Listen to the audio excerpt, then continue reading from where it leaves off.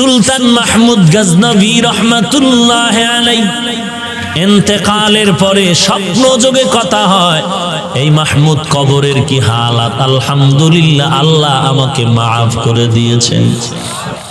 এমন কি আমল আল্লাহর কাছে পেশ হলো যে মাফ পেয়ে গেলেন? বলে তেমন বড় কোনো আমল না, সামান্য একটা আমল। বলে কেমন? বলে আল্লাহর ইলমে ওহির মর্যাদা দিয়েছি। বলে কেমন? বলে আমি সফরকালে রাত যাপনের জন্য একটা ভাঙা ঘরে মেহমান হলাম, ছোট ঘর, ওই ঘরের কোনো একটা রুমে আমাকে থাকার জন্য সুযোগ দেওয়া হলো।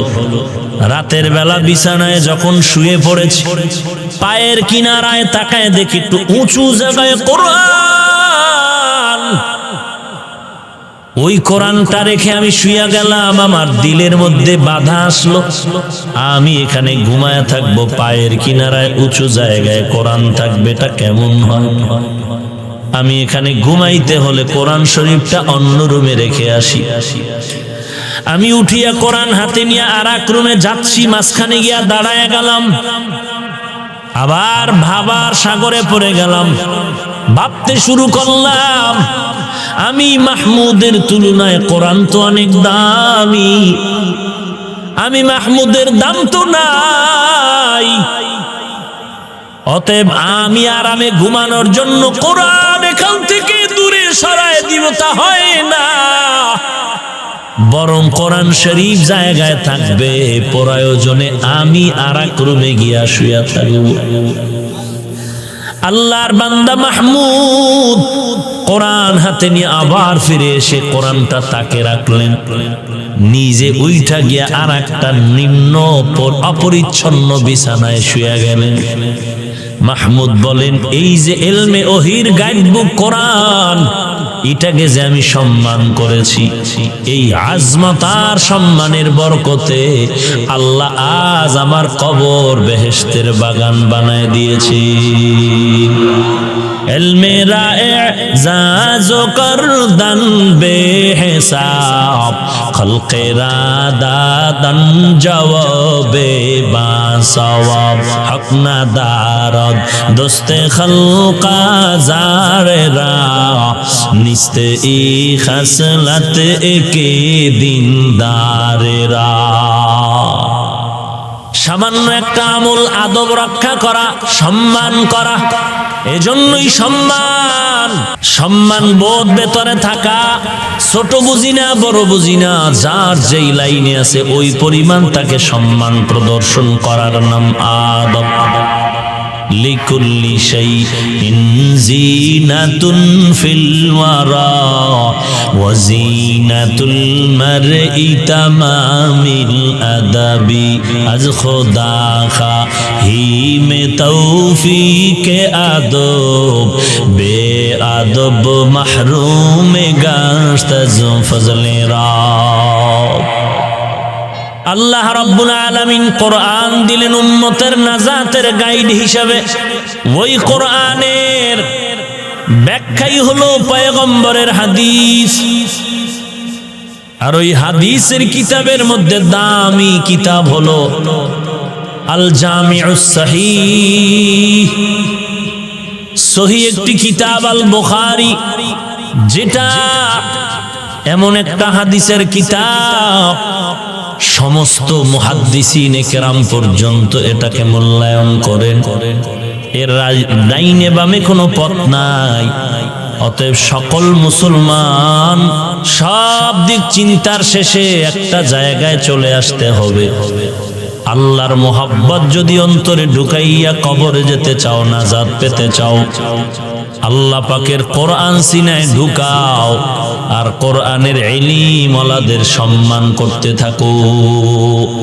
এই ইলমে ওহির গাইড কোরআন, কোরআনের ব্যাখ্যা হাদিস আর সবগুলোর ফ্যাক্টরি মাদ্রাসা।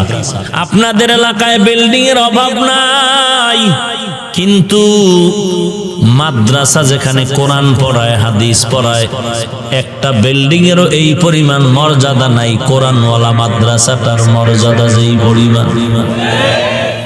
আজ এখানে আসরের নামাজের পরে এত মানুষ কেন খানা দেওয়া হবে? টাকা দেওয়া হবে। একমাত্র কোরআন হাদিসের মজলিস বড় দামি। দুনিয়াতেই যদি এত দাম হয়, তাহলে এই কোরআন হাদিস যারা সিনাই নিবে তাদের কেন দাম হবে না? কবরে হবে না, হাসরে কেন হবে না?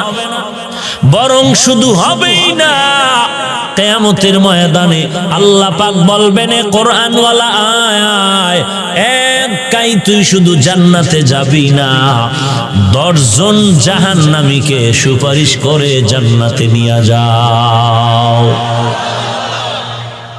দুনিয়াতেই কোরআনওয়ালার দাম, কোরআনের দাম, দুনিয়াতেই হাফেজে কোরআনের দাম, দুনিয়ার মধ্যে আলেমের দাম।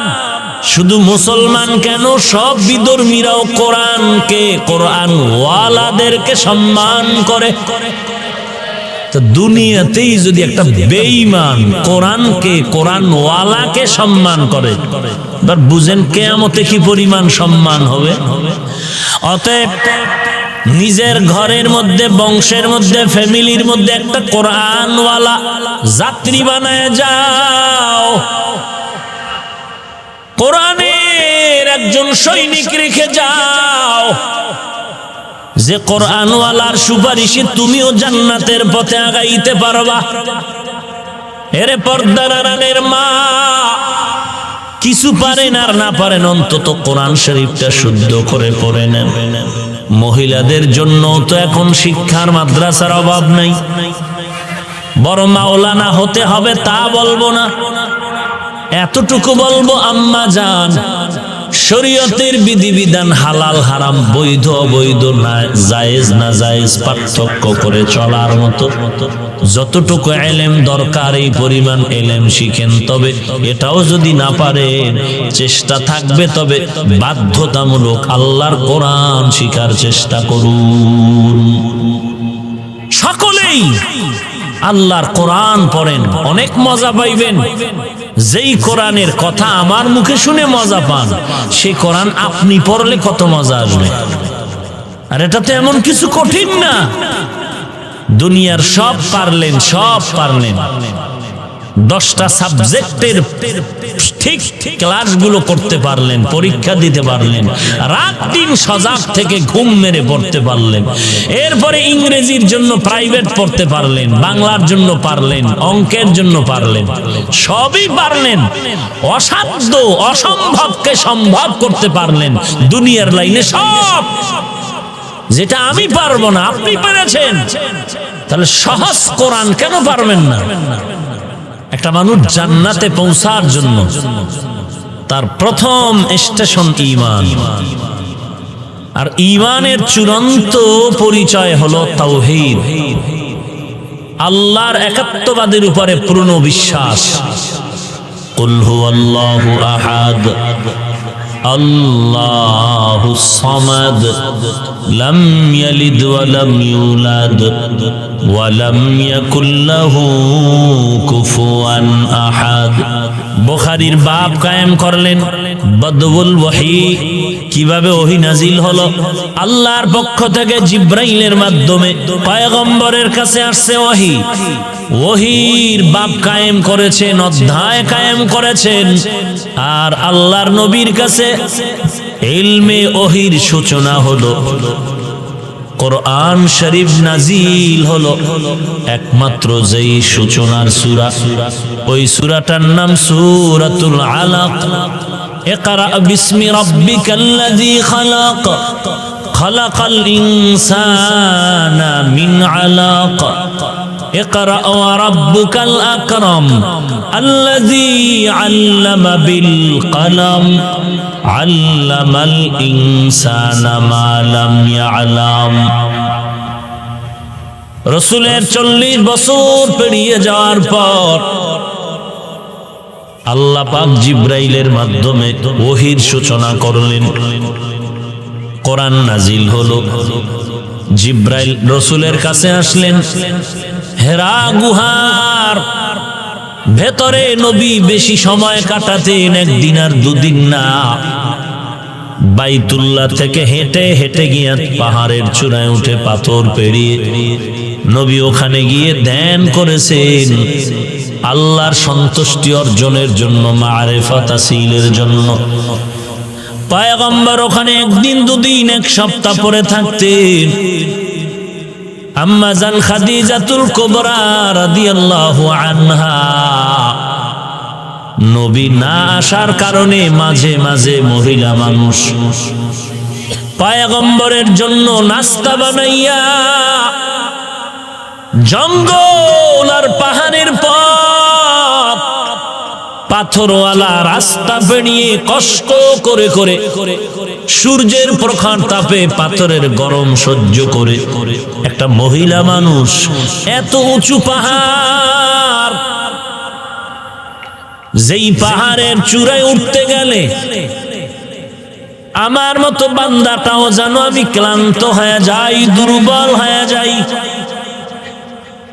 সেই সময় এখন তো পাহাড়ের চূড়ায় দোকান আছে, পানীয় সামগ্রী আছে, সিঁড়ি বানানো আছে ঘুরায়া ঘুরায়া, কিন্তু সেই সময় পাহাড়ে উঠার কোনো সিঁড়ি নাই, কোনো পানীয় সামগ্রী উপরে নাই। আমরা একতলা বিল্ডিং এর সিঁড়ি বেয়ে বেয়ে তিনতলা উঠতে কি পরিমাণ কষ্ট পাই। সিঁড়ি আছে, তাক আছে, ঘুরায় ঘুরায়, আর তখন সিঁড়ি নাই, এত উঁচু পাহাড়। আম্মা জান খাদিজা ওই পাহাড় বেয়ে বেয়ে মহিলা মানুষ পাথর ধরে ধরে উঠে আমার রসুলের কাছে নাস্তা নিয়ে হাজির হয়ে যেতে।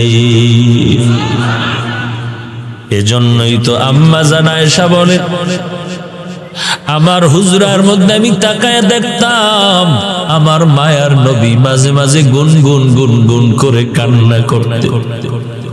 আমি আমার মায়ার নবীকে বলতাম, হে নবী, আমি আয়েশা আপনার কিনারায় হাজির, আপনি কেন কাঁদেন? মায়ার নবী বলেন, আয়েশা তুমি বুঝবা না। কেন বুঝবো না? বলে, তুমি আমার সুখের দিনের বিবি, আর আমার খাদিজা নামের এক বিবি ছিল আমার জিন্দেগির দুঃখের সময়ের বিবি। যে সময় আমি মা হারা বড় এতিম, আমাকে মায়ের আদর কেউ দিতে পারে না, আমি বাবা হারা বড় অসহায়, আরবের মধ্যে আমার কেউ আপন নাই, আমার আপন যারা সবাই আমার দুশমন, আমাকে মারার জন্য কত অপকৌশল তারা এটে আগায়, কেউ আমার নাই, আমি এতটাই যে অসহায়। ওই সময় আমি হেরা গুহার মধ্যে গিয়া বসতাম, আর আমার জন্য আয়েশা, শুনো, আমার স্ত্রী খাদিজা আমার জন্য নাস্তা নিয়ে সেই পাহাড়ের উপরে চলে যাইত। আমি খাদিজাকে ভুলতে পারি না। আমি কালেমার দাওয়াত দিয়া বাহিরে যাইতাম, যত রাত হতো ঘরের দরওয়াজায় গিয়া আস্তে করে সালাম দেওয়া মাত্র দেখতাম খাদিজা দরজা খুলে ফেলেছে। প্রশ্ন করেছিলাম, হে খাদিজা, আপনি কি ঘুমান না? খাদিজাতুল কুবরা চোখের পানি ছেড়ে বলতেন, ও পয়গম্বর, দুইজন স্বামী বিদায় হওয়ার পর আমি আপনাকে তৃতীয় স্বামী রূপে গ্রহণ করেছি। আমি খাদিজা 5টা সন্তানের মা হওয়ার পরে আমি আপনার ঘরে আসছি রে পয়গম্বর। আমি জানি আপনার মা নাই, আপনার বাবা নাই, আর যদি আপনার মা বেঁচে থাকতেন, আপনাকে বাহিরে রেখে আপনার মা দরজা লাগায় ঘুমাইতেন না, আপনার অপেক্ষায় রাত কাটাইতেন। আমি জানি আপনার চতুর্দিকে বড় দুশমন, ডানে বামে কেউ নাই, আমার ঘরের কিনারা এসে যদি আপনি দাঁড়ায় অপেক্ষা করেন, আমার আল্লাহ বেজার হয়ে যাবে। আপনি যতক্ষণ পর্যন্ত ঘরের মধ্যে আসেন না, আমি খাদিজা আল্লাহর উপরে ভরসা করে দরজার কিনারায় দাঁড়ায় থাকি, আমি বিছানায় পিঠ লাগাই না। ও আয়েশা, খাদিজার কথা যখন আমার মনে পড়ে যায়, আমি চোখের পানি ধরে রাখতে পারি না। আরবে আমার টাকা নাই, পয়সা নাই। খাদিজাতুল কুবরা ওই সময় আরবের সবথেকে বড় ধনী। আমার হাতে কালেমা পড়ে মুসলমান হওয়ার পর খাদিজা ডেকে বলে, পয়গম্বর আপনি আমার জন্য দোয়া করবেন। আমার সম্পদ আল্লাহ যা দান করেছে আমি আপনাকে তা হাদিয়া দিয়ে দিলাম। ওই খাদিজার কথা মনে পড়লে চোখের পানি ধরে রাখতে পারি না। ওই খাদিজা হেরা গুহায় পাহাড়ের চূড়ায় উঠে আমার নাস্তা নিয়ে হাজির। ওই গুহার মধ্যে আমি সময় কাটাতাম দীর্ঘ 40 বছর পর্যন্ত। আল্লাহ যখন কোরআন নাজিল করবেন, জিব্রাইল আমিন এসে হাজির হয়ে গেল, আমাকে দাঁড় করালেন। জিব্রাইল আমিন তার সিনাটা আমার সিনায় লাগাইলেন, হালকা করে চাপ দিলেন আর বললেন, ইকরা, হে নবী আপনি পড়ুন। আমি জবাব দিলাম, মা আনা বিকারিন, আমি পড়তে জানি না। জিব্রাইল আমিন আবার জোরে চাপ দিলেন, ইকরা। আমি আবার বললাম, মা আনা বিকারিন, আমি পড়তে জানি না। জিব্রাইল এবার জোরে চাপ দিয়েছেন আর বললেন, ইকরা বিসমি রাব্বিকাল্লাযী খালাক, খালাকাল ইনসানা মিন আলাক, ইকরা ওয়া রাব্বুকাল আকরাম আল্লাযী আল্লামা বিল কলম, আল্লামাল ইনসানা মা লাম ইয়ালাম। আমি এবার পারি না তাও বলার কোনো সুযোগ নাই, পারি তাও বলার কোনো সুযোগ নাই। জিব্রাইল এমন জোরে চাপ দিলেন, আমার শরীর অসুস্থ হয়ে গেল, এমন পরিমাণ জ্বর উঠে গেল। আমি ওখান থেকে বেরিয়ে ডাইরেক্ট ঘরে চলে গিয়ে বললাম, খাদিজা জাম্মিলুনি জাম্মিলুনি, কম্বল দিয়ে আমাকে আবৃত করে না, আমার জ্বর। আম্মা জান খাদিজা নবীকে কম্বল দিয়ে আবৃত করে নিয়েছেন, কিন্তু নবী কাঁপতেছেন আর গুনগুন করে কান্না করেন। খাদিজা বলেন, পয়গম্বর আপনি কাঁদেন কেন, হালাত কি? বলে, এই হালাত আল্লাহ আমার উপরে কোরআন অবতীর্ণ করেছেন, জ্বর উঠে গেছে, আমি ওহির ভার সহ্য করতে পারি নাই। কিন্তু কান্নার কি আছে, খুশির খবর। হ্যাঁ, আমি বুঝতে পেরেছি আপনি কেন কাঁদেন। আপনার এই নবুয়তের সনদ যদি আপনার বিবি গ্রহণ না করে, তো আপনার মনে কষ্ট, উম্মতের কাছে আপনি কি করে মুখটা দেখাবেন? আপনার কান্না লাগবে না। নারীদের সিরিয়াল যদি কিয়ামত পর্যন্ত দুনিয়াওয়ালারা টানতে থাকে, প্রথম সিরিয়ালে যেন দেখতে পায় মুহাম্মদের হাতে আমি খাদিজার মতো নারীটাই মুসলমান। আমি আপনার নবুয়তের সনদ মেনে নিলাম। নবী কম্বল ফেলে খুশি মনে বের হয়ে গেলেন। কালেমার দাওয়াত, এতদিন কোনদিন কারো কাছে কালেমার কথা বলেন নাই, নামাজের কথা বলেন নাই, রোজার কথা বলেন নাই। কোরআন নাজিল হলো আর দাওয়াত দেওয়া শুরু করলেন।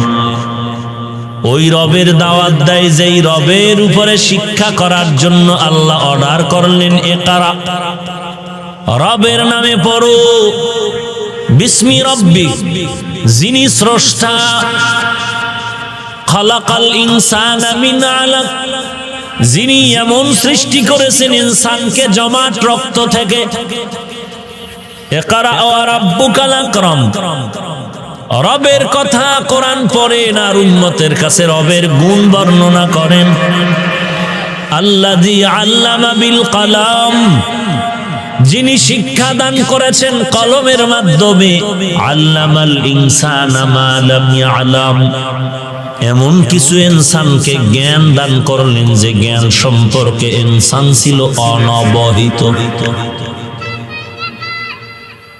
এরে নবীর উম্মতের দল, ইমাম বুখারী রাহমাতুল্লাহ আলাইহি প্রথম বাব কায়েম করলেন বাদউল ওয়াহি, ওহী কিভাবে নাজিল হলো এই বাব কায়েম করে হাদিস নিলেন। ইন্নামাল আ'মালু বিন্নিয়াত, কিতাবুল ঈমান, ঈমানের অধ্যায়টা নিয়া, ঈমানের অংশ নিয়া এরপরে ওহীর বিষয়টা তিনি নিলেন। মানুষ, তোমার ঈমানটারে মজবুত যদি করতে চাও তাহলে আল্লাহর দেওয়া ওহী কোরআন রাসূলের উপর অবতীর্ণ হয়েছে। ওই কোরআন, তুমি ওই কোরআনের জীবনটাকে গড়ার চেষ্টা করো কোরআন মতে। আর ওই কোরআন মতে যদি তুমি ঈমানের জিন্দেগি গঠন করতে চাও তাহলে তোমার আমল ছাড়া ভিন্ন কোনো পথ নাই।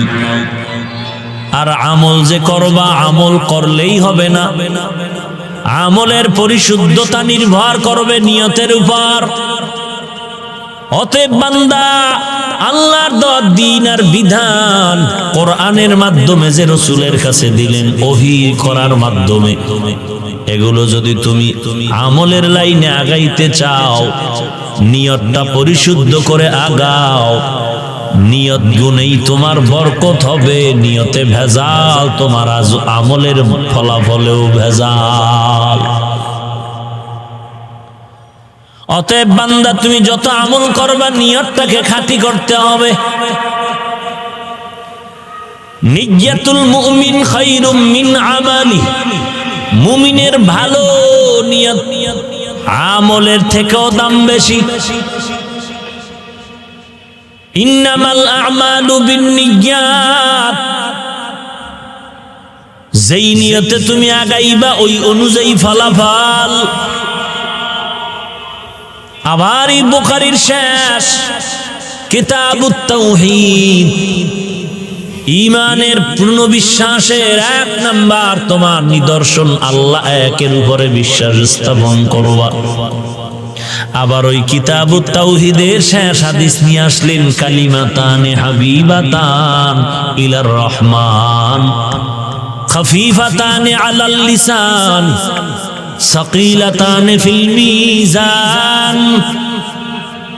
দুইটা কালেমা নিয়ে আসছেন, সুবহানাল্লাহি ওয়া বিহামদিহি, সুবহানাল্লাহিল আযীম। এরে নবীর উম্মত, দুইটা কালেমা আল্লাহর কাছে অধিক প্রিয়, জবানে উচ্চারণ করতে বড়ই সহজ, মিজানের পাল্লায় বড় ভারী। ওই দুইটা কালেমা সুবহানাল্লাহি ওয়া বিহামদিহি, সুবহানাল্লাহিল আযীম। এই দুই কালেমা আল্লাহর কাছে বড় দামি, জবানে উচ্চারণে হালকা সহজ, মিজানের পাল্লায় হবে বড় ভারী হবে। বলে মিজানের পাল্লায় এই কালেমা ভারী হবে কেন? বলে ভারী ওজন দিবে, ওজন। মিজানের পাল্লার কথা ইঙ্গিত করে ইমাম বুখারী বুঝাইলেন, বান্দা তোমার ঈমানের যেই পাল্লাটা হবে হাসরের ময়দানে, ওই আমলের ওজন দেওয়া হবে। আর ওই আমলের পাল্লা ভারী হওয়া না হওয়া তোমার নির্ভর করবে বিশুদ্ধ নিয়তের উপরে। নিয়ত অনুযায়ী ভালো আমল করছো তো আমল, তোমার নিয়ত ভালো, আমল ভালো, ফলাফল ভালো, পাল্লা হবে ভারী। নিয়তে ভেজাল আমল করেছো, পাল্লায় উঠবেও না। আমল করেছে আকীদায় ভেজাল, এরে নবীর উম্মতের দল, আল্লাহর কাছে বড় দামি এই কালেমা। এজন্য সব সময় হাঁটতে চলতে আল্লাহর কাছে এই দামি কালেমাটা আমরাও বলব, সুবহানাল্লাহি ওয়া বিহামদিহি সুবহানাল্লাহিল আযীম। এখানে আল্লাহ পাকের তসবির কথাও আছে, আল্লাহর গুণগানের কথাও আছে।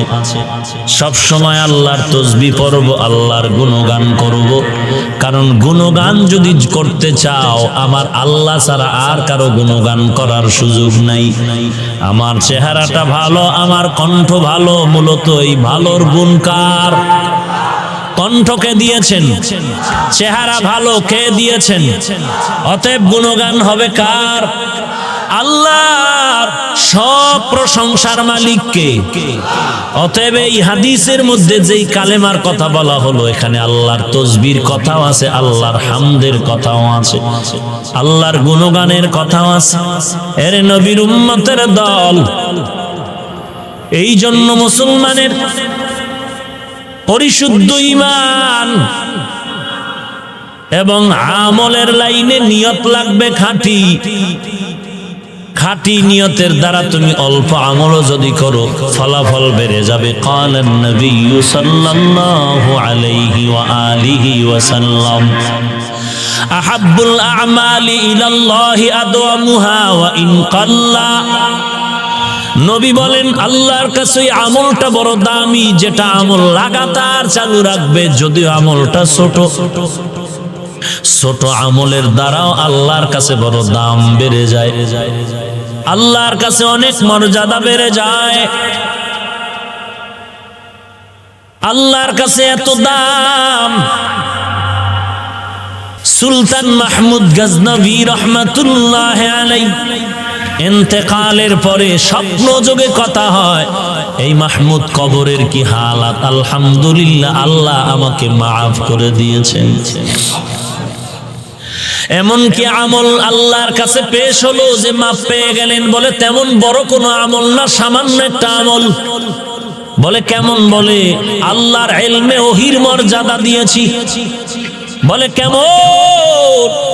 বলে আমি সফরকালে রাত যাপনের জন্য একটা ভাঙা ঘরে মেহমান হলাম, ছোট ঘর। ওই ঘরের কোনো একটা রুমে আমাকে থাকার জন্য সুযোগ দেওয়া হলো। রাতের বেলা বিছানায় যখন শুয়ে পড়েছি, পায়ের কিনারায় তাকায় দেখি একটু উঁচু জায়গায় কোরআন।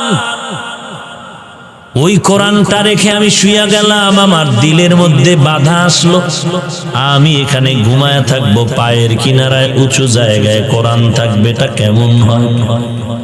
আমি এখানে ঘুমাইতে হলে কোরআন শরীফটা অন্য রুমে রেখে আসি। আমি উঠিয়া কোরআন হাতে নিয়ে আর এক রুমে যাচ্ছি, মাঝখানে গিয়া দাঁড়ায় গেলাম। আবার ভাবার সাগরে পড়ে গেলাম, ভাবতে শুরু করলাম, আমি মাহমুদের তুলনায় কোরআন তো অনেক দামি, আমি মাহমুদের দাম তো নাই। অতএব আমি আরামে ঘুমানোর জন্য কোরআন এখান থেকে দূরে সরায় দিব, তা হয় না।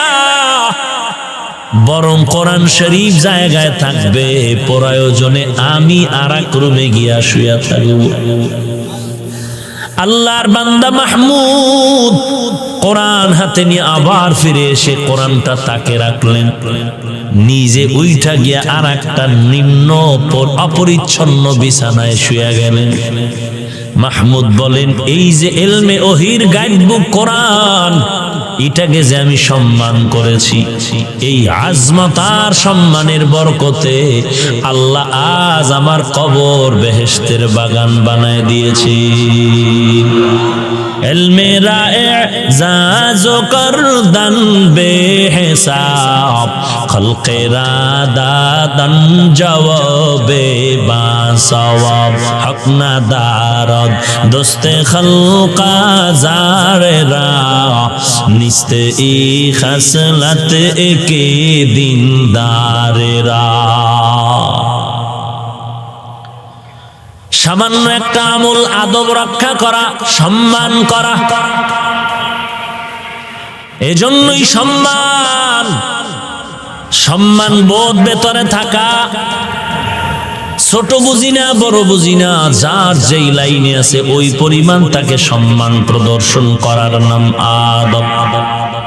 লিকুল্লি শাইইন জিনাতুন ফিল ওয়ারা ওয়া জিনাতুল মারই তামামিল আদাবি আজ খোদা খাহি মে তৌফিকে আদব বে আদব মাহরুম গাশত আজ ফজলে রব।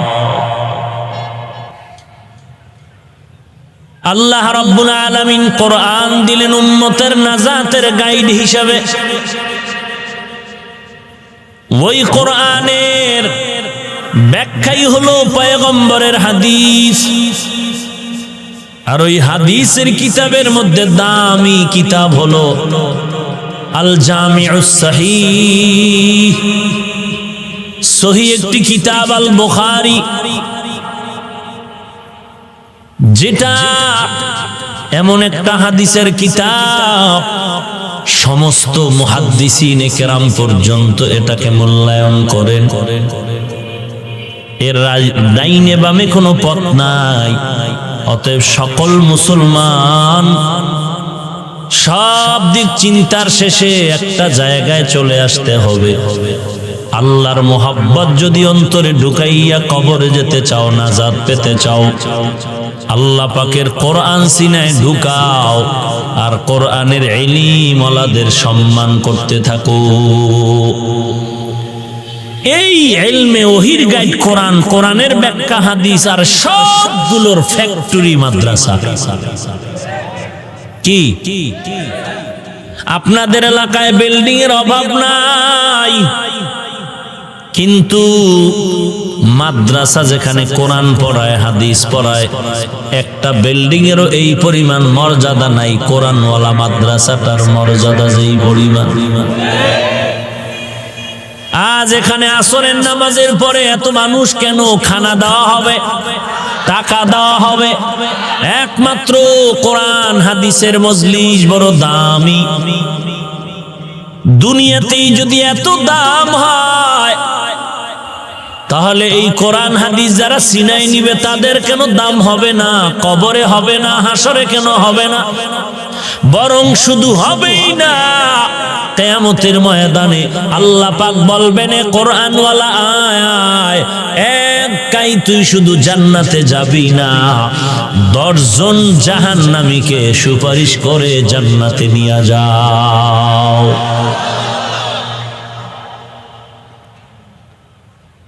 দুনিয়াতেই কোরআনওয়ালার দাম, কোরআনের দাম।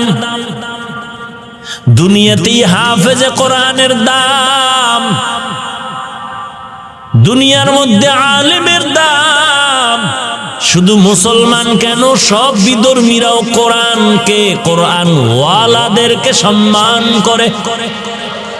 তো দুনিয়াতেই যদি একটা বেঈমান কোরআনকে, কোরআন ওয়ালাকে সম্মান করে, এবার বুঝেন কিয়ামতে কি পরিমাণ সম্মান হবে। অতএব নিজের ঘরের মধ্যে, বংশের মধ্যে, ফ্যামিলির মধ্যে একটা কোরআনওয়ালা যাত্রী বানায় যাও। কোরআনের একজন সৈনিক রেখে যাও, যে কোরআনওয়ালার সুপারিশে তুমিও জান্নাতের পথে আগাইতে পারবা। এরে পর্দার আড়ালের মা, কিছু পারেন আর না পারেন, অন্তত কোরআন শরীফটা শুদ্ধ করে পড়ে নেন। মহিলাদের জন্য তো এখন শিক্ষার মাদ্রাসার অভাব নাই।